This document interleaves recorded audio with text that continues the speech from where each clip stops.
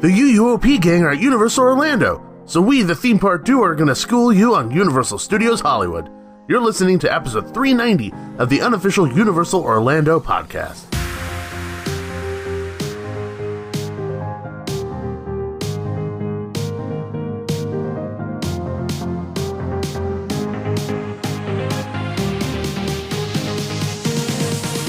Hello, everybody, and welcome to another episode of the Unofficial Universal Orlando podcast. Hey! It took me every ounce of my being not to say the Theme Park Duo podcast.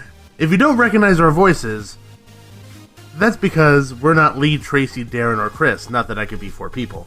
But we are people from a different podcast completely taking over UUOP for this episode. I'm sorry there are no British accents. I told Lee I was going to do a completely horrible British accent just to spite him, and then I needed to say something to offend all of them all in one shot. But I think I'm not going to do that. I don't know. I don't want to put off the audience that quickly. That was the last thing I want to do. Yeah, let's save that for our own show. For when and if he invites us back to do another one of these. Or when they're our own show. We could ruin that. Okay. We can't ruin theirs. Okay. But if you don't know who we are Gabe. And Nikki. And we're from the Theme Park Duo podcast, and we are, I guess, brother-sister shows with UUOP. We're partners in crime. Lee and Tracy are very much the British version of us. Yes. And we are the American version of them. So, Lee asked us on to kind of do an episode, a complete takeover of the show, and we enthusiastically said yes. So I could burn it to the ground. Oh, no. No, definitely not that. I have the fire extinguisher. Don't worry. Nikki is the controlling element here, making sure I don't do anything horrible as she takes a drink out of her White Claw. She needed to have this. I am terribly shy. I courage up. Courage up. Is that what it is? Yeah. Well, and I'm a little intimidated because it's not our show. Yeah, you have to be on it. Yeah. You have to be really on it. Yeah. Well, and then, we are having a small drink for this episode. Nikki is having a black cherry White Claw, and I am having a blonde ale Town Park. So, yeah. Let's get going. Yeah, let's jump into this thing. So this whole episode is going to revolve around Universal Studios Hollywood from the perspective of somebody who's coming and is used to Universal Orlando Resort or just Universal Studios Florida, Islands of Adventure, that sort of a thing. Well, I guess it's our advice for those people because we are West Coasters. Yeah. Yeah, so Universal Hollywood is our park, but we've been to Universal Orlando. So we know the differences, we know the compare and contrast, and so this is our advice episode for people from the East Coast coming to Universal Hollywood for the first time.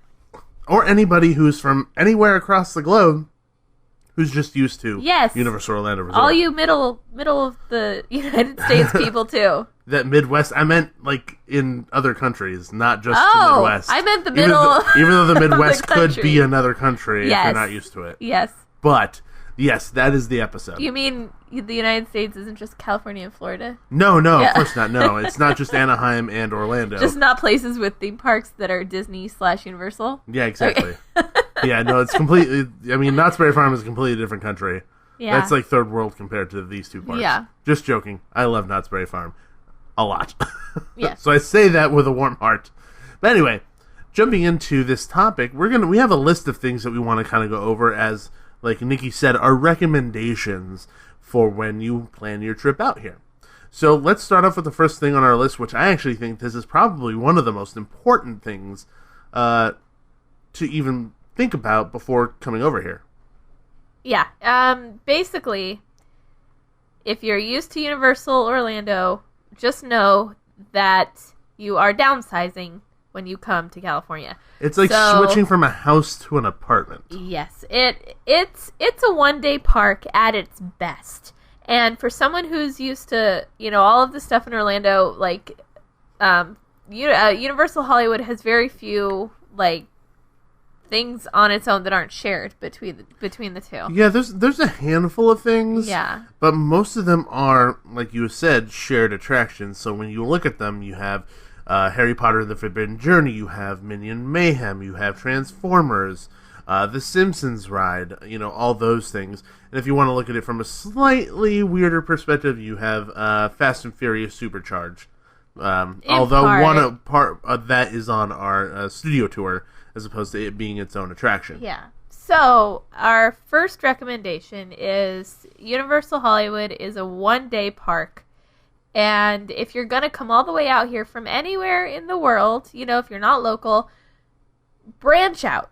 Make Universal a part of your trip, but take into consideration where you are. You're in Los Angeles. You're in Los Angeles. Go to the Griffith Observatory. Go, Hollywood Boulevard. Find a place to look at the Hollywood sign.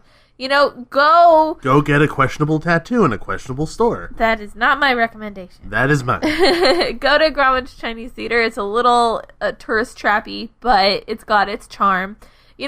Branch out entirely and drive a little bit and go to Knott's Berry Farm, for another day, because that has many more. So your advice is don't go to Universal Studios Hollywood. No, I'm saying make Universal Studios Hollywood a part of your trip. Hollywood. You're flustering me on purpose.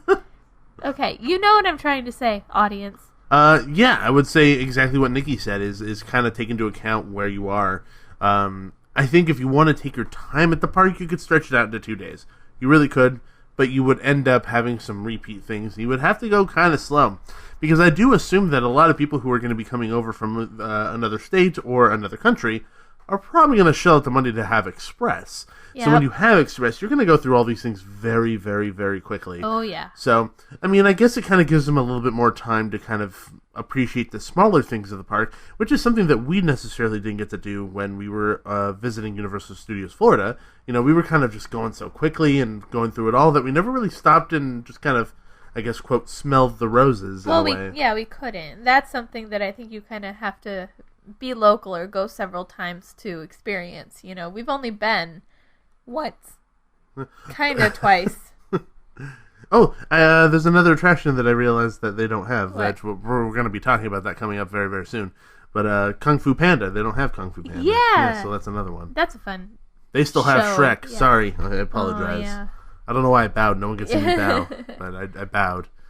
But yeah, so that's kind of our recommendation. It's a one-day park. Don't expect there to be as much content as there is at Universal Orlando Resort, and if you want to spread it out between 2 days, you can. It's just you're gonna have a lot of wiggle room to kind of just explore the park. Yeah, and then go have fun in the city.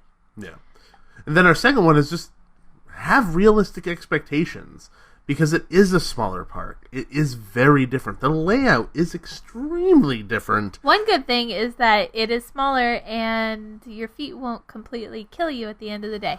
Because half of the walking is from escalators. Yeah. What is it, like the longest series of escalators in California or some craziness? Something like that. It has some record. Oh, piece of advice. Do not look up or down when you're on the escalator. Complete vertigo. You'll get vertigo. It's insane. Gnarly. It's a steep escalator. It's scary. It's actually very steep. Yeah. It kind of freaks me out when we're going up and down it at Horror Nights, and just like you're just really tired and you look up one gaze and it's just like tunnel vision up the top of the stairs. It's a lot. I did it with a baby strapped to my chest. That was terrifying. Yes. Could the stairs count as an attraction? There's 300 and something stairs. Yeah. See how fast it takes to climb up there. them. That was a mistake. Guarantee you it's going to burn off the Krusty Burger you ate at lunch. Yeah. Tell you that much. Let's talk about the unique rides or attractions to Universal Studios Hollywood. So we had just mentioned Kung Fu Panda. The newest attraction that we've received is Kung Fu Panda, which replaced our Shrek. And a ride that's not quite open yet, but should be opening up very, very soon, which is Secret Life of Pets Off the Leash. Uh-huh. So that is actually something that's going to be opening up that's solely unique to us as of now. Yep. We'll see how well it does, and then it might end up moving to Orlando. It seems like that's kind of what they end up doing. Supercharged. But that ends up happening. And then, other than that, there are only a few more things that are genuinely unique. One of the things that I still consider unique, although it's technically the same ride, is Revenge of the Mummy the ride. We both have a version of this attraction, yet both of our versions are like drastically different. It's They're the same. very different. It's the same name, but it's a different ride. So for anybody who's not familiar with our attraction, don't skip it thinking, oh, it's going to be the same thing that we have in Orlando. I don't want to waste my time doing that, which is exactly how I would think if there was an attraction that I knew was the same, like Transformers or Simpsons Ride. Yeah. But ours is very different. Maybe not for the best, but it is very different. I prefer it, but that is an unpopular opinion. You are allowed to be wrong, so that's fine.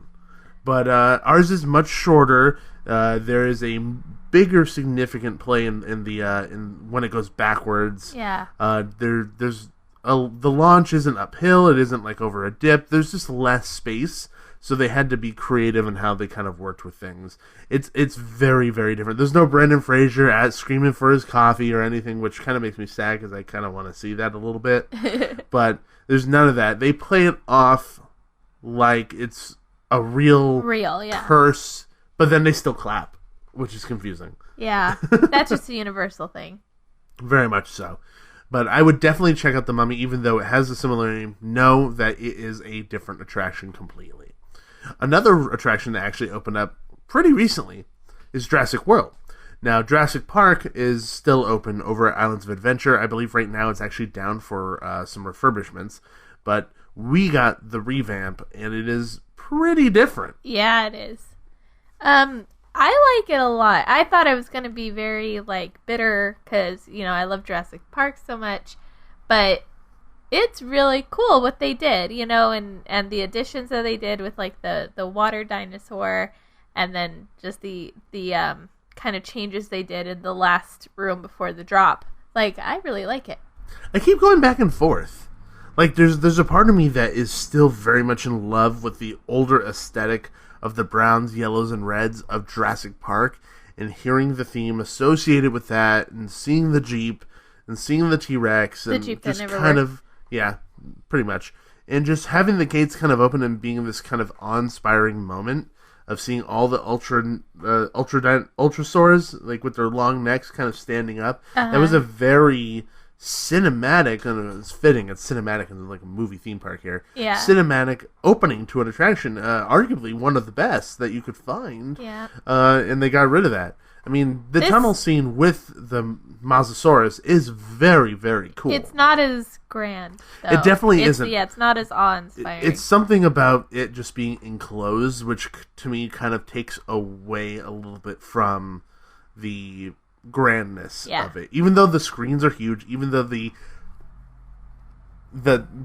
supposed size of the dinosaur is massive, I think it's just the difference between having something practical versus having something that's a screen. Yeah. No, I think that's I mean, your mind knows it, even though you're looking at the screen, you're like, okay, that's really big. Yeah.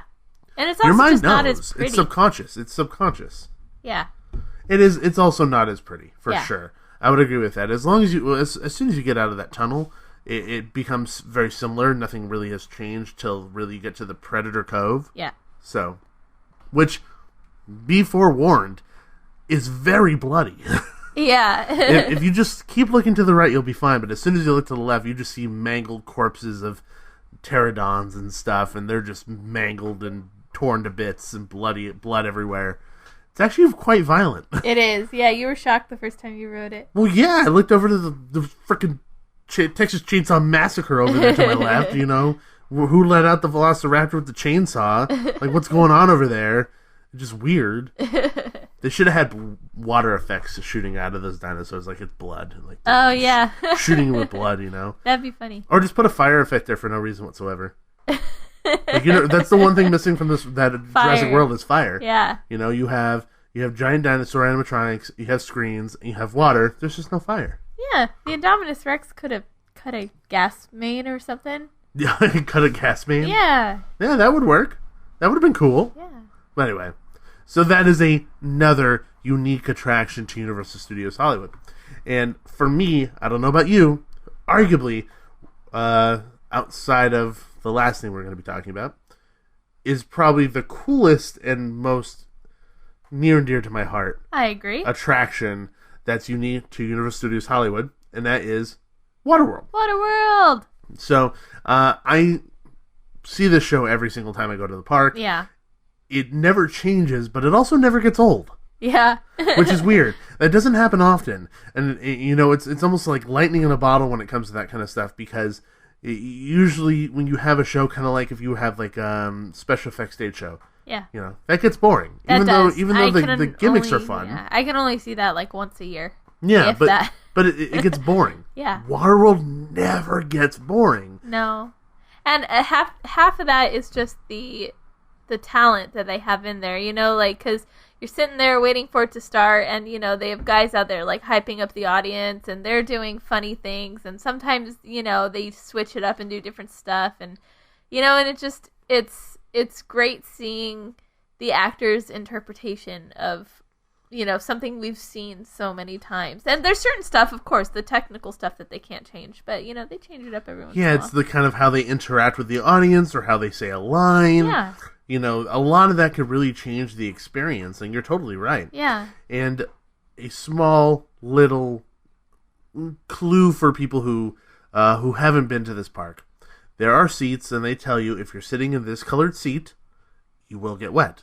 If you're sitting in the gray seats, you won't get wet.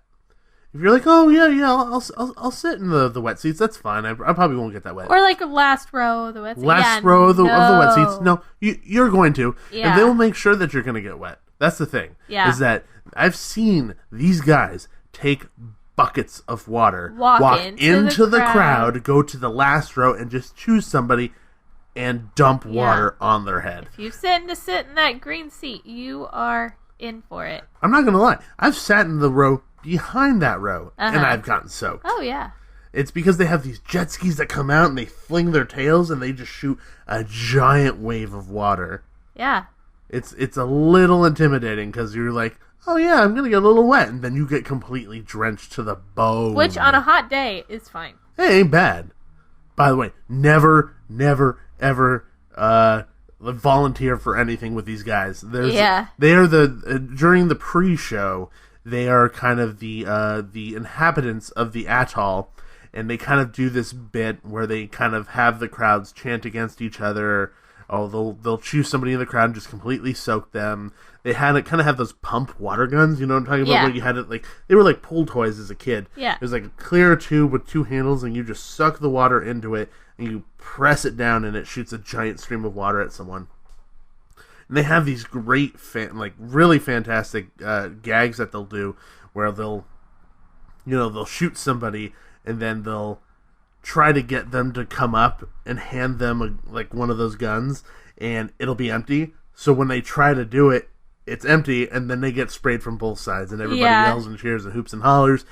It's actually, that's honestly probably is my best part. That's probably the best part of the entire thing. Yeah, you're just waiting for that gag. But it's funny seeing the audience reactions to stuff, and, it's just a great experience every time you go, It's always really cool to hear the whoa when the plane comes flying over. Yeah, well, don't give away the grand finale. It's been there for how many years? No, come on. And that's not the grand finale.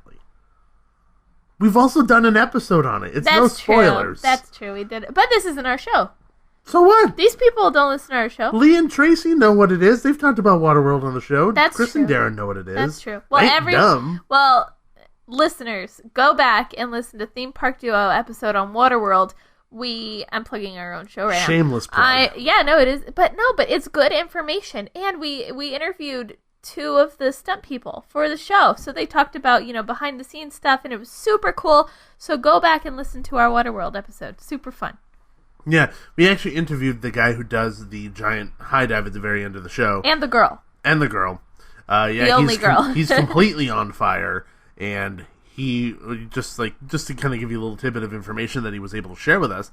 He said that when he's set on fire, he has to hold his breath until he's put out. Yeah. Because there is so much fire that if he were to take a breath, he would literally inhale flames. Yeah. Which to me is I swallow a hot cup of the coffee and I'm screaming my head off. I can't imagine what that would feel like. You get your throat barbecued. That's why you hold your breath. But he's holding his breath while also falling through midair into water. Yes. which means you have to hold your breath once you're in the water, too. And the whole acting part before that. Yeah, because he has to do a particular type of fall that doesn't feel like he's falling on purpose. Has to feel like he's trying to take a step, and then he falls. It's all stunty. Yeah, I forgot what the name of what the name of the stunt fall it is, but it has a particular name, and he actually goes into pretty deep detail about kind of all the different falls that he does, and the safety that kind of goes into the different stunts. And the prep work that kind of goes into it as well. Yeah. It's actually a really interesting episode. It's one of my favorites, actually. Yeah, you should. And I think that's because we like Waterworld so much. No, but also it's just a good episode. True. Super interesting. But yeah, we love Waterworld. Best show at Universal Hollywood.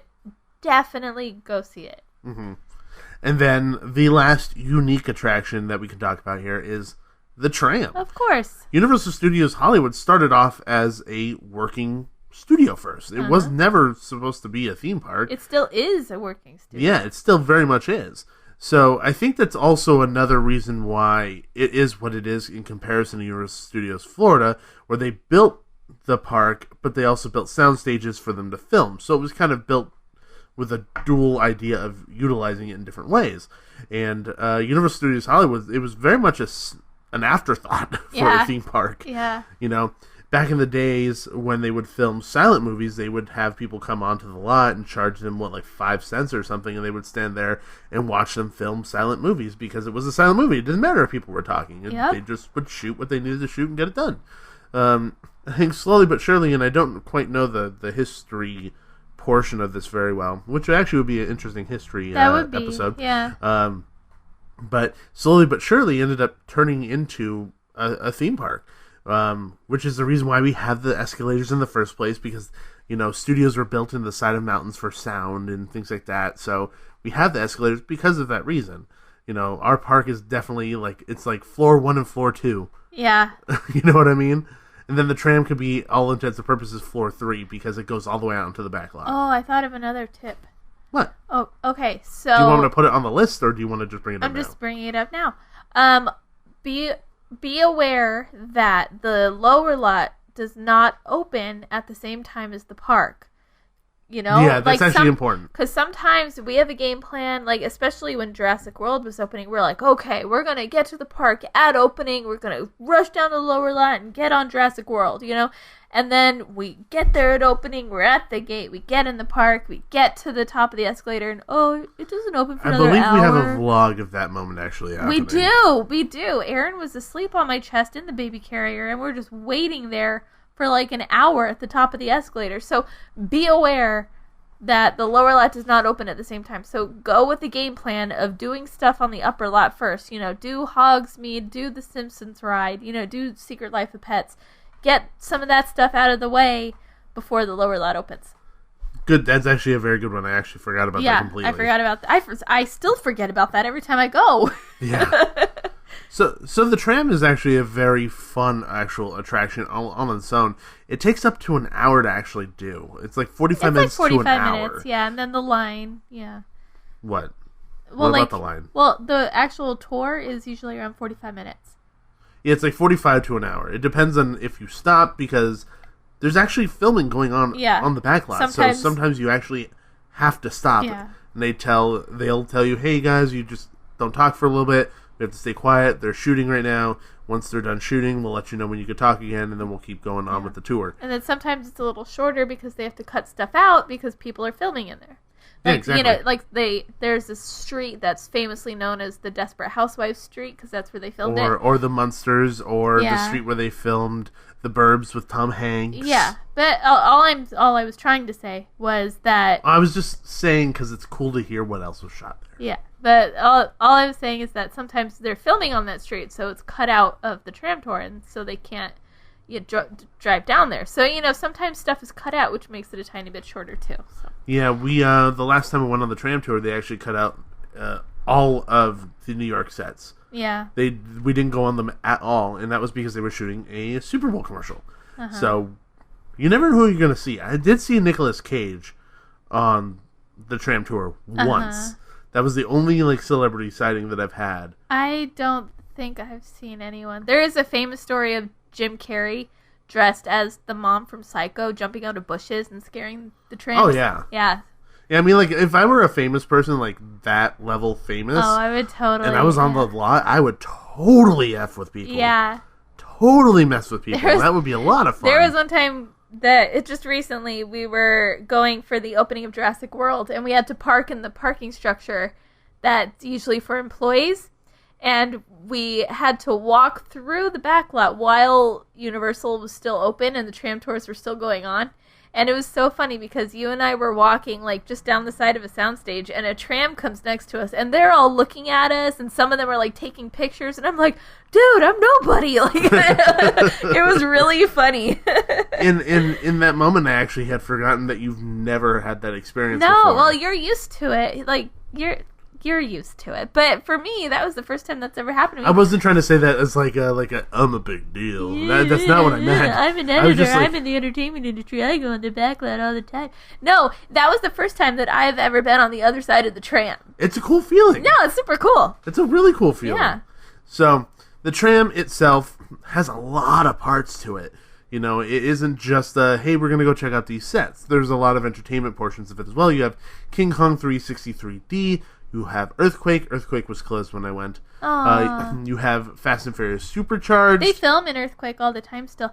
They shot Bones. An episode of Bones was in. Yeah. It was in the Earthquake. So there's all those portions to the attraction as well, and it's actually quite fun because you actually get to see some like behind the scenes of some of the attractions.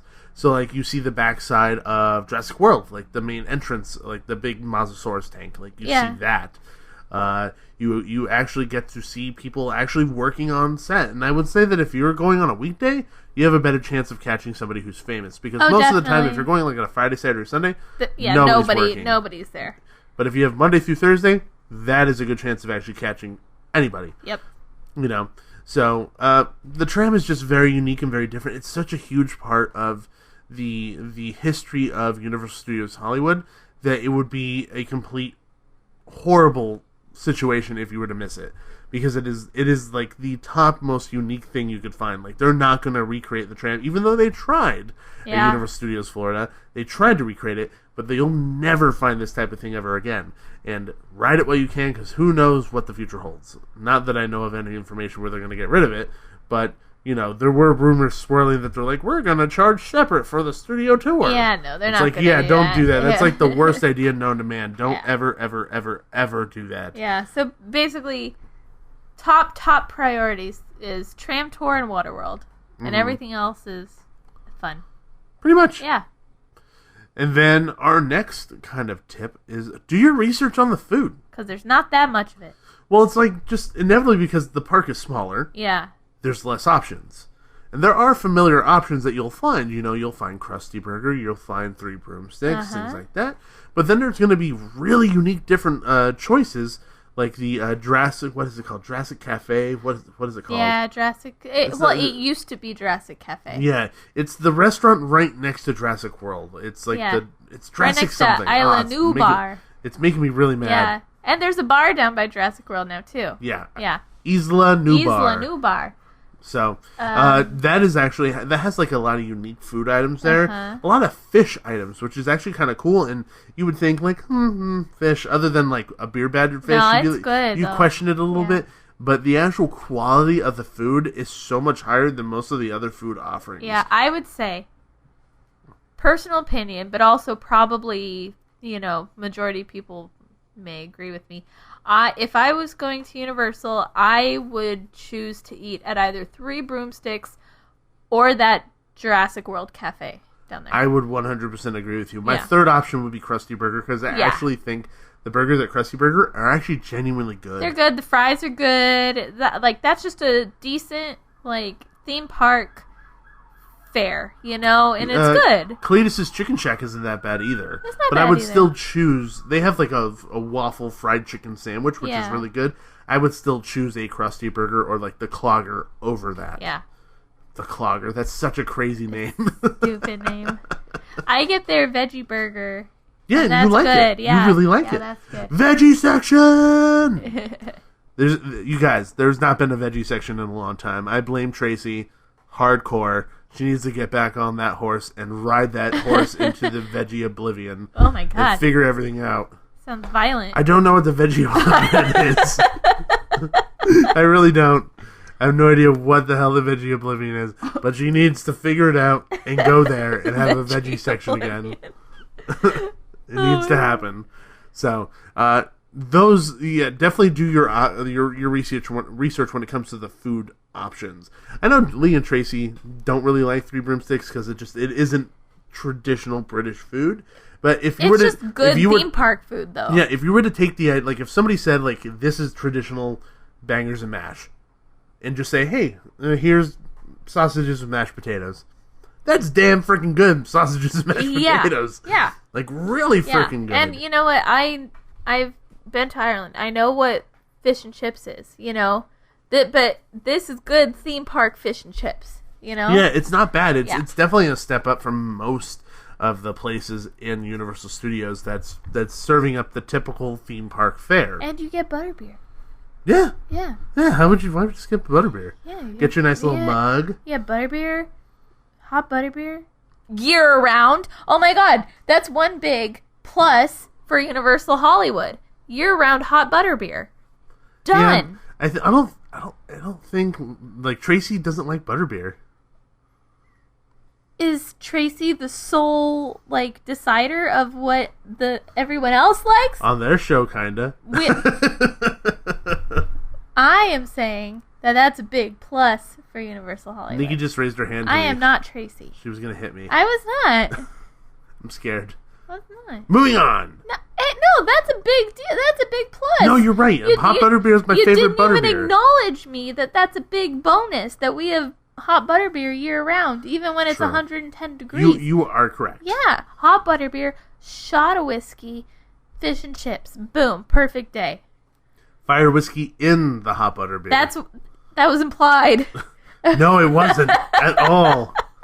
It just sounds like you wanted to drink a butterbeer, then you wanted to take a shot because you needed a break between that and eating. Before I eat the untraditional fish and chips. You need to have the butterbeer, then a palate cleanser of a whiskey shot, and then eating the fish and chips. No, in the butterbeer. It's amazing. Okay, yeah. Yeah, I think I've talked to Lee about this in many conversations, but I don't know if I've ever said it on his show. Fire whiskey, so Fireball, inside hot butterbeer. You will be very thankful after you have it. It is like your mouth is full of Christmas, which is weird, but that's exactly what it's like. Let's talk about nightlife. So there's pretty much no nightlife at Universal Studios Hollywood when it comes to the actual park. It closes early. It doesn't often stay open late. Rarely when it does stay open late, and it's because there's an event. There's either an event like Halloween Horror Nights, or which closes and reopens. But then there's a show in Hogsmeade, which either is the Dark Arts at Hogwarts Castle, Christmas lights at Hogwarts Castle, whatever it is. Yeah, they're open later on the holidays. And weekends. But still, even their weekend hours aren't that late. They're not open late. So, you have to plan for that too, that you can't plan to put stuff off to way late at night because they close early because it's a very residential park. They have restrictions on how late they're allowed to do stuff, so they close pretty early. And so the tram closes at 5. Well before the park closes. Yeah, so you really have to plan ahead for that stuff. So it's not a nightlife park, but City Walk is another story. Yeah, well, City Walk is very similar to their City Walk in the sense that there's a lot of restaurants, there's a lot of stores. There's a movie theater. Even in their sense, they have the mini golf and stuff. There's more to do at their City Walk. There is more to do, but it's similar in the sense that it is a nightlife there. Yeah. It's not in the park. Yeah. So, with that being said, we need to take a little break to hear from our sponsors. You've started the decade off with a bang, so why not continue the party with Mardi Gras at Universal Orlando Resort? Celebrating their 25th year of the event, join us for this fan favourite with special food, parades, and even weekend concerts featuring the likes of TLC, the All-American Rejects, Diana Ross, and more. And yes, there will be beads. This event runs nightly from February 1st to April 2nd and is free with your daytime park admission, so there's no better time to plan your next Universal Orlando Resort vacation. Be sure to let the experts at Mouse and Muggle Travel Company take care of all your travel needs. Earning the distinction of being an earmarked agency specializing in Disney destinations, as well as becoming one of the first to be named a U Preferred agency with Universal Parks and Resorts vacations. Mouse and Muggle Travel Company will ensure you receive top-rate customized service.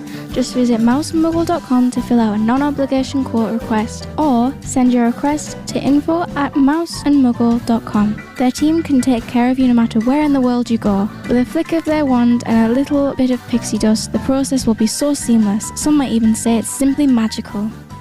Hey, Gabe. What? Let's talk spooky. Well, before that, I do have to say, we're using Michelle from Mouse and Muggle for my quick trip to Halloween Horror Nights. Uh-huh. Absolutely love Michelle. She's a sweetheart, and they completely rock. So if you guys haven't used Mouse and Muggle for any of your travel tips where you want to go either to Universal Studios Orlando, Hollywood, Disneyland, Walt Disney World, or anywhere in between that's not even a theme park, make sure you contact them because they completely rock. Yes. So, continue. Spooky. Spooky? What's spooky? I'm scared. That's what we're talking about now. Oh. In the second half, we're going to talk about Halloween Horror Nights. Oh, this is the Halloween Horror Nights section of the show, everyone. Turn down your lights. Get a little spooky. Get real close. Stay warm together because it's about to get scary. I feel uncomfortable. I'm sorry. It's supposed to be spooky, not uncomfortable. That was like seductive, spooky place. That was really weird. Come to this haunted house with me. And we're sharing a mic, so you're like breathing on me. Yeah. It's really gross. What? I'm supposed to be Al Pacino in Scent of a Woman. Yeah, that's definitely off course. Okay, let's go back on course. Coming up, HHN 30, Scent of a Woman, The Maze. Don't give them any ideas.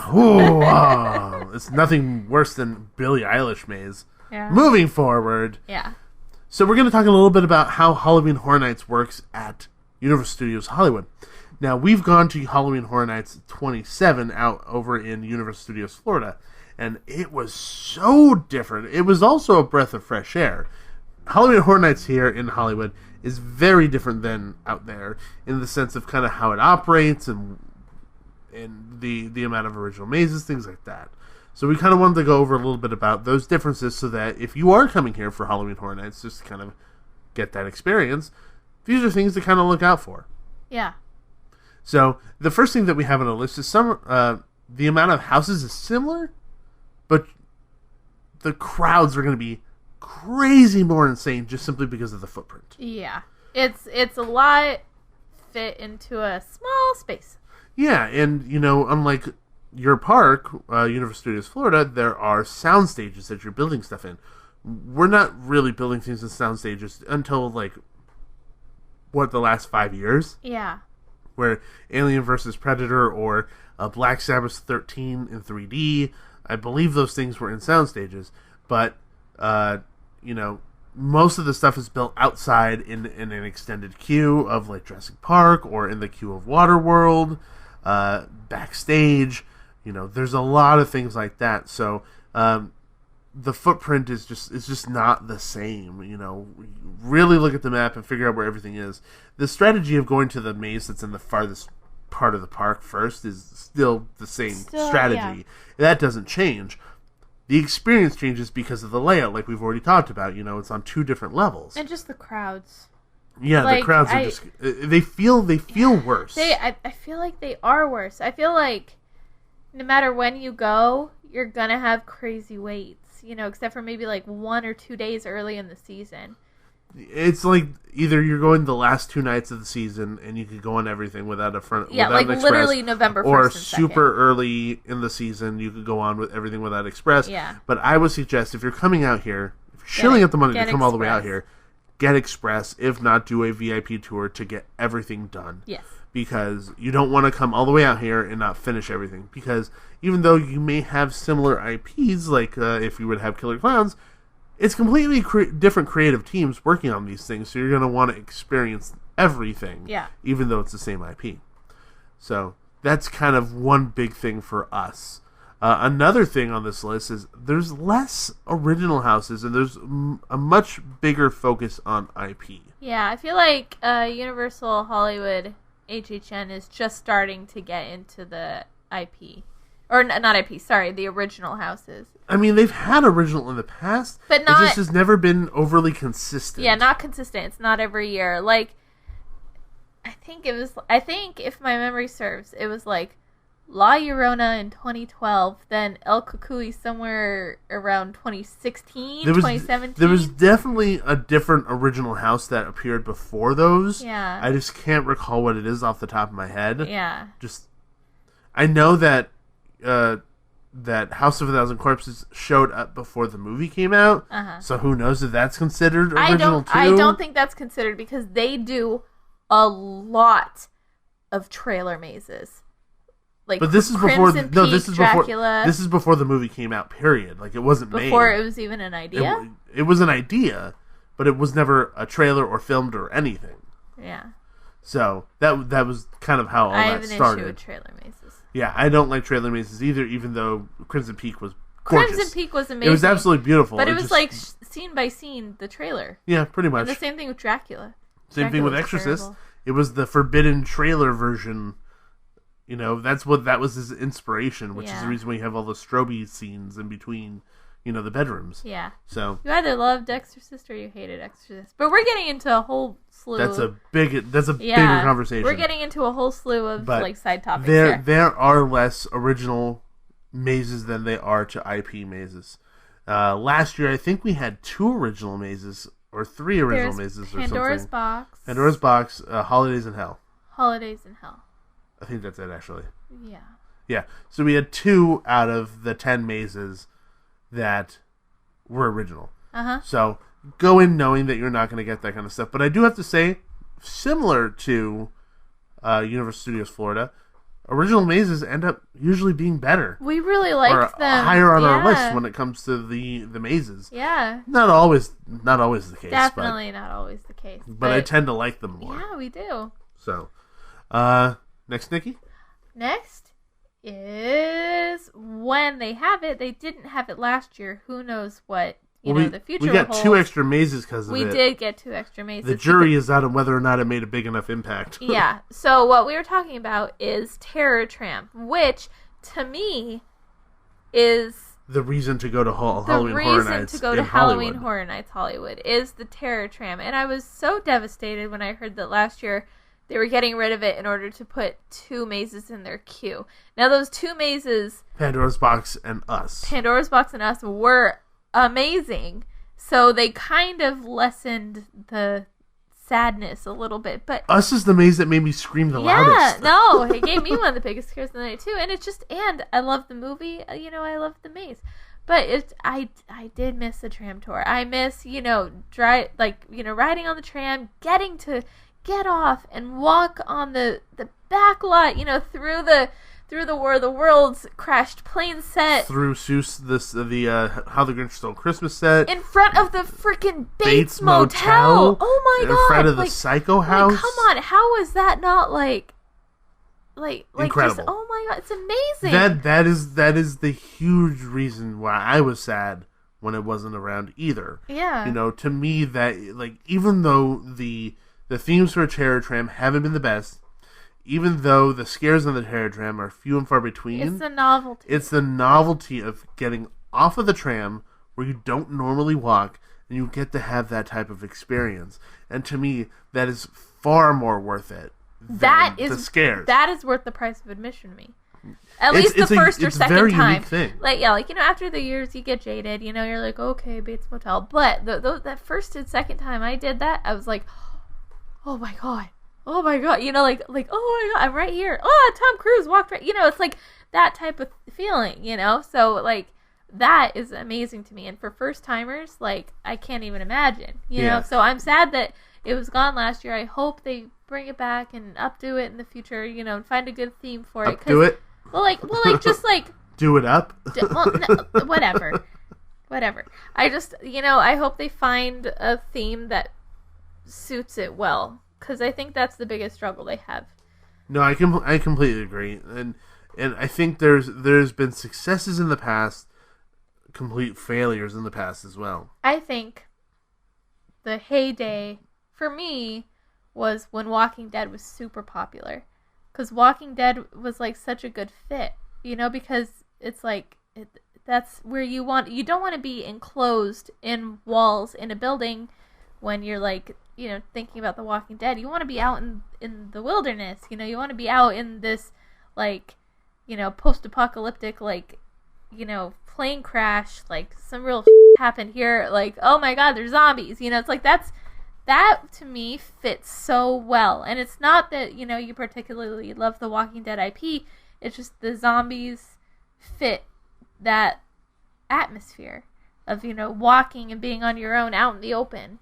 That to me was perfect, but you can't do that every year forever. Yeah, for me, one of the themes that worked really, really well, and that's because they tied it in with the history of the park, and Hollywood is, I think it was named Hollywood Harry. Hollywood Harry, the clown. The clown. Yeah. So it was a clown that worked at Universal Studios, and then he got fired, he got disgruntled, and he pretty much just went psycho and lived on the back lot, and then people would catch sightings of him on the back lot, standing in places he shouldn't be standing, or he left a balloon there. Very Pennywise-esque. But yeah, but it was before the whole It reboot. Yeah, it was very unnerving, just the whole idea of it.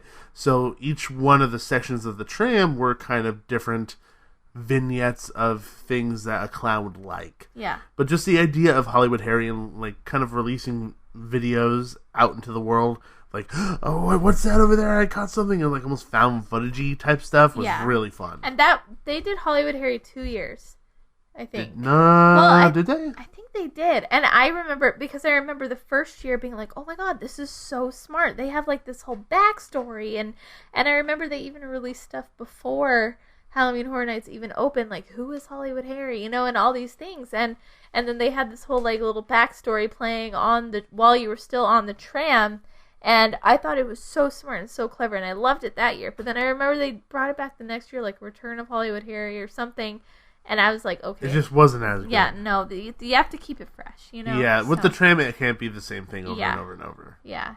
So. But yeah, the Terror Tram is a huge reason to go to HHN in Hollywood. Hopefully they'll bring it back, so if anybody's going out there for the first time, they actually get to experience it, because it's really, really cool. Sometimes they even have Norman Bates photos on the steps of the Psycho House, so yes, make sure you get that. So that's a good one. You'll see it, because they make you walk up this dirt hill, and you'll be like, what's that big line? And it's the line to take a picture with Norman Bates. But it's still worth it to do once. No, totally. I have a picture of him. Terror Tram also closes significantly earlier than the rest of the park for Halloween Horror Nights, just FYI.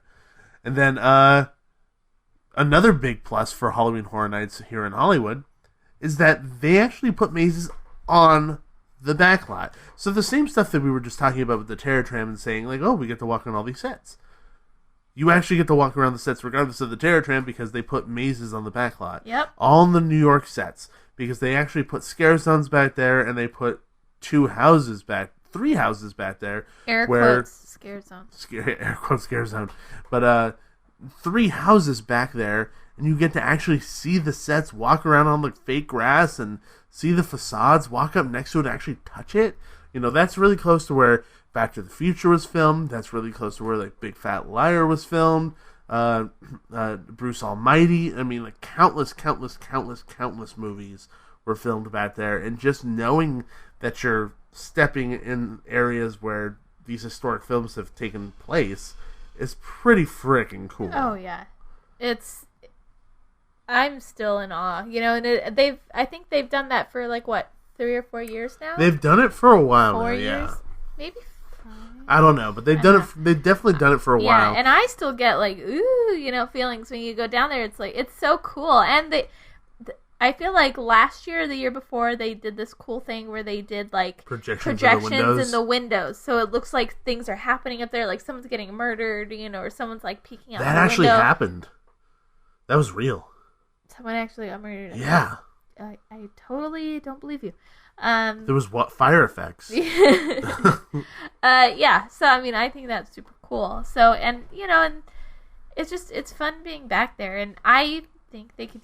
We've talked about this on our show. I feel like they could utilize that space better, because they have a air quotes scare zone back there, but it's you're funneled through it. It's not just a place where you would just be like ordering a hot dog or, waiting in line for something. It's you choose to go through it or not. So to me, that's not a scare zone, but that's nitpicky.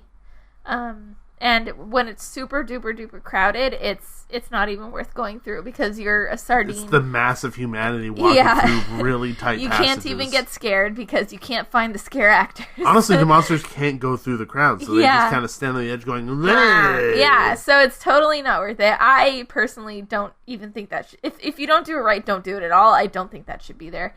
But it's just really cool being down there, going through the mazes down there. So yeah, 100%. Yeah. And lastly, the last kind of point that we want to point out about Halloween Horror Nights is do not expect our Halloween Horror Nights to be as well-rounded as your Halloween Horror Nights. Yeah. It just isn't. It never will be. It never has been. That's just the way it is. Yeah. Different creative minds, different event, different location, different footprint, different thought process when it comes to originals and scare zones and IPs and scares in general. Scares, the different types of scares. Yeah. Just in general, it's going to be very, very, very different. Even different vibe that you get from the scare actors. This year was a bit different because they had two mazes that were very comedic. Or like three mazes that were very comedic.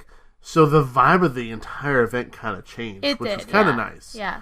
But overall, Halloween Horror Nights in Hollywood doesn't feel cohesive. Yeah. It feels very hodgepodgey, like puzzled with pieces that are missing for some reason or another.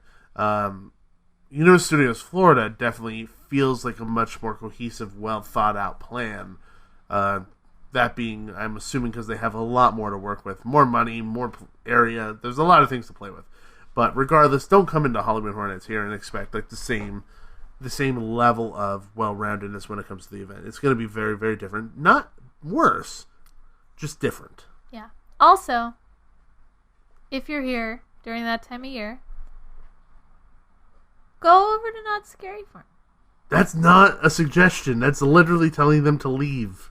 No, they're here on vacation. They're here for several days, several nights. So also, what to expect out of Universal Studios Hollywood from the perspective of somebody who's used to Universal Studios Orlando Resort? Don't go to the park. Go to I'm Not saying Scary in Farm. addition. This is a side note. This is the subtext of everything. Just go to Scary Farm. Go to Scary Farm. Yeah. If you want a more HHN Orlando vibe, go to Scary Farm. Well, I mean, there's plenty of haunts out here that you can check out that are similar vibes to Horror Nights. Scary Farm. That's not the same vibe. It's completely different. Go Haunted Hayride. All I'm saying is, okay, my main point from this episode is if you're on a vacation... is don't go to the park. Screw the park. Go other places. No. It's just different. All I'm saying is if you're on a vacation, you're here for what? A week minimum? Yeah, maybe. Yeah? You can't spend a week at Universal Hollywood. You just can't do it, even if you go to Halloween Horror Nights. They get stir crazy. You can't do it. I can't eat Panda Express anymore. Branch out. Like, go other places. That's all I'm saying. Spend a day at Knott's, you know what? And if it's the time of year, like we brought up HHN, so if it's that time of year, go to Scary Farm. You know, just branch out. You're in California. There is so much to do. Southern California, to be specific. Yeah, Southern California. If you're in Eureka, a lot less to do. It's a big, long state. You know, I mean, Florida also has that problem. It's a big, long state. It's true. So is Florida. Yeah, I just said that. Oh, I didn't hear you. I said Florida also has that problem. This kind of stuff. But you know what? They're not that far away. They're what, like 30 minutes apart? Florida? Yeah, Florida and California. No. Knott's and Universal. Lee's probably just going to cut your rant out. You realize that? Don't give him any ideas. This is a very good point I have, and you are making a mockery of it. I'm mad. I'm going to leave. All I'm saying is you're in California. Have your fun at Universal. Know your limits. It's a small park, you know, and then just enjoy California because there's so much to do. That's all I'm saying. No, it's a valid. It is a valid. Go point. to Venice. Go to Santa Monica. Go to other places. I live. When you live somewhere, you never do any of the touristy things. But there's so many. Take a Star TMZ, Wagon. Take a TMZ tour. Yeah, take a TMZ tour. Those are super fun. Go to Rodeo Drive. I Santa don't go to Monica. Rodeo Drive. I don't even go there. The thing is that the people who don't know what it is want to go. Yeah, it's that's different. true. Fine, go You know to what I mean? Rodeo Drive. Go to the Grove. Tar Pits in LACMA. The Grove. Like do all the fun touristy stuff. It's like that. You're here. You're here. If you are here and you only go to Universal, you are doing yourself a disservice. I think part of the appeal of Universal Hollywood is its location. So you have fun at the park, and then you leave the park, and you take advantage of this wonderful city you're in. Go see a show at the Hollywood Bowl. You sound so angry. I'm passionate. There's a difference. All the people are like, does Nikki live there? Because I don't want to go there now. I'm kind of scared I'm going to run into her. Just don't go to She's going to yell at me because I You spent won't 4 days at Universal Studios Hollywood. And I ate at Panda Express all 4 days instead of eating at Krusty Burger or Three Broomsticks. If you spend 4 days at Universal Hollywood, I commend you. I don't know. I can't even spend 4 days there. This conversation has come full circle. Yeah, we're done. It's come full circle. Yeah. That's what we started on. Yeah. This is what we're ending on.